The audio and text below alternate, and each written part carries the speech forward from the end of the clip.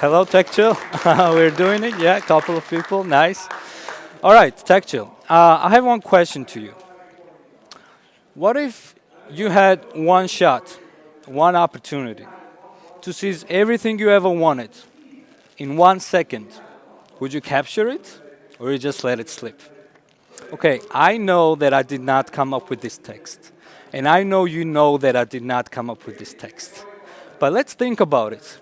When you have this one shot and one opportunity, as brand builders and marketers, when we know that there are so many different companies that are fighting for the attention, everybody is just doing their ads in every platform, and all these people are looking at billions and billions of ads every single day. How do you capture attention and how do you stand out? My name is Ucha. I'm from Startup Adventures, and today I would like to talk about how to build your online brand like an artist. So really, let's think about it. Like, what is it? What is the key component that makes our brand stand out? Not only online brands, but also like bigger brands or personal brands as well. So I think here the question comes down to the key component, because of course there are lots of different things that are going into branding, but what is this key component that really helps us to captivate our audience's attention and really get them to click on our ads and engage with our brands? Let's think about it, right? I had no idea, obviously. And what I did what every other marketer does, and I Googled it. And what Google told me was a very regular jazz. Obviously, it told me you gotta choose your niche, you have to research your audience, you have to create your brand personality because that's something that is very important. You have to choose a name, design different assets, you have to do this, you have to do that, and then you have to stay consistent and boom, you are gonna be very rich with your brand. But I think, especially now, it's a little bit hard to achieve your results like this. Obviously, I agree that these are very important components to build a brand, but at the same time, I think that you need something more, some extra sauce in order to make it as a brand in 2023. So, what is it? What is this extra sauce then? Then I started thinking. Some people might say that it's your logo. Like graphic designers will say that to sell their services, right? Some people will say that it's about the tagline, like just do it or think different. And if you have this awesome tagline, then everybody will start coming to your brand. I don't really think that's correct. I mean, obviously that captivates attention, but I don't think that's what it is. Because I've seen many brands with great logos, I've seen many brands with great hooks, but I have not really felt like I had to click there. Some might say that it's about your brand story, and brand stories are such a hot topic right now. And while I think brand story is very important component of building your brand and online presence, honestly, I don't really care about brand stories. Like, I love McDonald's a lot. And I loved McDonald's even before I knew their brand story. So, like, I don't think that's something that really captures the attention. Maybe some people will also say that it's all about brand values. Like, what are the brand values that you have? And I honestly think about the brand values that all of these brands, like all of these big brands, are somewhere up in the cloud and they're just sharing their values to each other and they copy each other. And we're here where people like, don't you look like a same? Because everybody has this same wording in their brand messaging. So what is it then? Like, if it's not visuals, if it's not a tagline, if it's not a brand story, if it's not a brand value, what is this extra sauce that you make that really captures the attention? Well, if you ask me, I think it's all about brand archetypes. Because if you think about it, brand archetype is something that helps to define your brand personality. And we as humans love different personalities, right? We have friends because our friends have awesome personalities.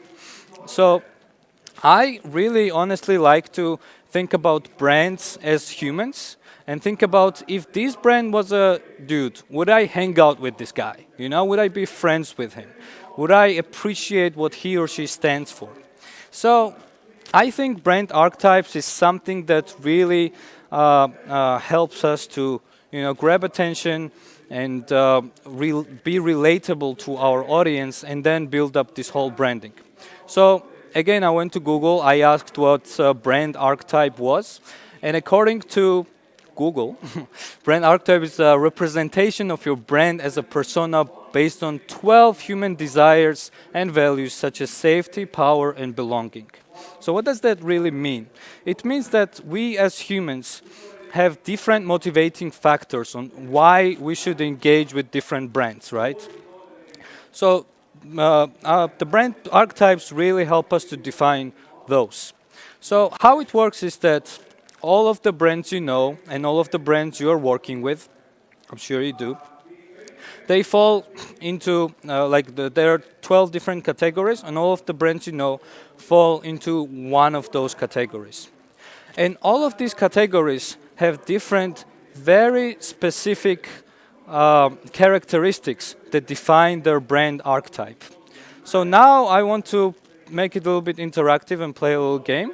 So in the following slides, I'm going to show 8 different brand archetypes. I'm going to name different characteristics, and you have to guess which brands we're talking about. Okay? Let's do it. Archetype number 1, the innocent. The core value is safety.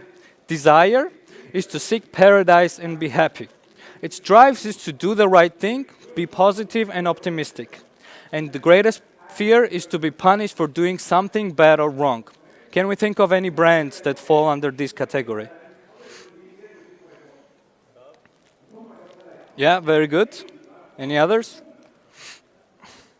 All right, we can show. Yes, it's indeed Dove, Coca-Cola, and McDonald's. Like whenever you go to McDonald's, they always make you feel happy. Like their food is trash. It's not good for your health, right?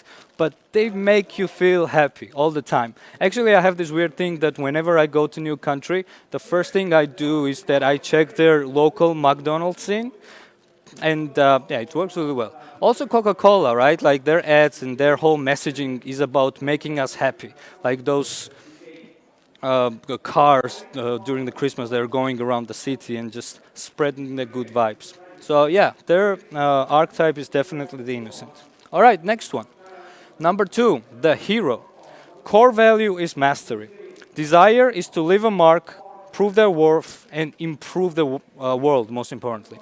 Drives is to be as strong, courageous, and competent as possible. And greatest fear is weakness and being a chicken. Can we think of any brands that fall under this? Yes. Absolutely, you guys are killing it. Nike, FedEx, Marvel. Like Nike tells us, just do it, just wear our shoes and run marathons. And also pay us $300 per shoes. Marvel tells us all these amazing stories, like if world is in danger, no problem. Spider-Man is here to help us, right? They are with the hero archetype, and their whole messaging and their whole stories are really built on this. Yes. Archetype number 3, the explorer. So the core value is freedom. Desire is to seek paradise, experience better, a more authentic and fulfilling life. Drives is to try new things, escape from boredom. And the greatest fear is getting trapped or inner emptiness. Can we think of any brands that fall under this? Yes, pretty good. Any others? Jeep, the North, mostly these outdoor brands that give us the products that are more outdoor, but also Starbucks. Like if you think about Starbucks, like you can go to Starbucks and order this weird kind of venti, extra pump chai latte, something grande kind of coffee, and you never had this kind of freedom before. and we all pay like $5 for it, €5 for it, right? And they always mess it up. Like Starbucks always messes it up. For instance, like in Lisbon, once I ordered iced coffee with milk, and the guy gave me milk with ice. I did not want milk with ice, but I took it, and I still went there because their brand is all about like this explorer archetype, and I feel a little bit of explorer myself. So they really nailed their branding, and they really know what they're doing. Even though if you ask anywhere in the world what's the worst coffee like where do they give worst coffee, they will probably say Starbucks, but their brand is still a very high level, and that's why they always have customers. All right, archetype number four, the outlaw or the rebel. The core value is liberation. Desire is to leave a mark or change what isn't working. Drives is to disrupt or shock non-comfort to me.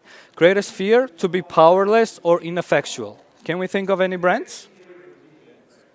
Yes? Any others? Yes, Uber, PayPal. They really helped us with this liberation thing. Like, for example, before Uber, like there was so much hassle to call the taxi and tell them where you are. But Uber really brought this and also Bolt. We're in Baltic, so we should mention Bolt. Really brought us this liberation point in our lives. At the same time, yeah, PayPal. Obviously, it made the whole payment easier. All right, the next archetype, the lover. Core value is intimacy. Desire is to connect with others, be around people, work and surroundings they love. Drives is to become more attractive, gratitude and commitment. Greatest fear is being alone or being unloved, basically. Can we think of any brands? Yes? Victoria's Secret, L'Oreal, J'adore Dior, like these kind of luxury brands that offer, and with their brand messaging, they really offer this intimacy. And I think all of them have really nailed it down. All right, the next one, the artist or the creator. The core value is innovation. Desire is structure to realize a vision and create things of enduring value. Drives is to develop artistic control and skill, fuel imagination and creativity. And greatest fear is to just be inauthentic. Can we think of any brands? The brand of brands? Yes, Apple, somebody mentioned. It's Apple, Lego, and Pinterest, the ones that I have here. And absolutely, yeah, Apple has really nailed down this artist or the creator brand archetype. And I personally find that once you get into this whole Apple ecosystem, you can never leave. And they really made it so well. Like every time I touch an Android phone, I feel like I'm cheating. I can't do anything with like Windows anymore because I'm a big user of Apple. So yeah, they really nailed it down. Archetype number 7, the sage. Core value is knowledge, desire to seek paradise, use intelligence and analysis to find the truth. Drives self-reflection and a better understanding of others and the world in general. Biggest fear is to be misled or ignorant. Any brands? Absolutely, yes. Google, TED, the New York Times, they really spread the information and they help us to get information just in seconds. Like, do you remember times before Google? There was this concept of not knowing stuff. Now we cannot not know stuff because we have Google. We can just Google it and we know everything. So yeah, they are definitely the sage and the savers of our humanity. And the last archetype that I've presented is the magician. Core value is power, desire is to leave a mark, understand laws of universe and make dreams come true. Drives to develop a vision and live by it and to find the win-win solutions for everybody. And greatest fear is unintended and negative consequences. Can we think of any brands? Tesla, yes, very good. Disney, because their stories are all like they shaped our childhood. I know they did for me. Their stories really um, give us this feeling that they really make dreams come true. Red Bull, it gives you wings, obviously. They're the magicians. And Tesla, yeah, whatever they're doing, they do it fantastic. And it's all in their messaging as well. So we see a clear pattern here, right? I was just naming some different characteristics, and then you just started naming different brands. This means that those people behind those brands have really nailed down their branding. Instantly, we can think about like, oh, like the creator, the artist. Oh, it's Apple, obviously. So if we really want to build an online brand like an artist, first we should think about brand personality. Therefore, we should think about brand archetypes. And I believe, personally, I believe that if you really think about your brand archetype, and if you choose the right one for your brand, then everything is like a domino effect. And then if you're consistent, it will help you to achieve better results. How to do it? You can contact me and we'll figure it out. Thank you.